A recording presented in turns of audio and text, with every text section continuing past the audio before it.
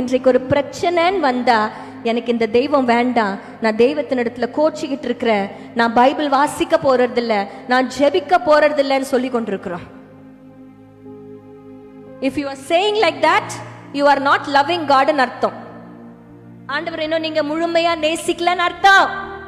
கோச்சிக்கிறதுக்கு ஒண்ணும் இல்லை.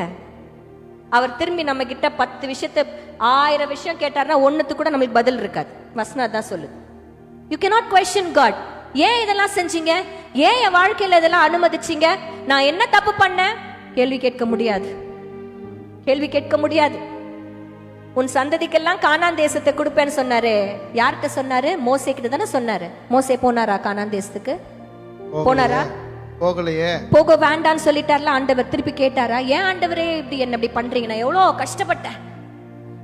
கஷ்டப்பட்டு அந்த ஜனத்தை வெளியில கொண்டு வந்தேன், எவ்வளவு பார்வோனோட போராடினேன், நான் பண்ணது 1 2 உங்களுக்காக, எனக்கு ஏன் அந்த கானான் தேசத்துக்குள்ள என்ன போக விட மாட்டேன்றீங்கன்னு ஒரு நாளும் கேட்கிற தைரியம் மோசேக்கு இல்லை. ஏன்னா அவர் தெய்வம் என்பதை அவர் அறிந்திருந்ததுனால.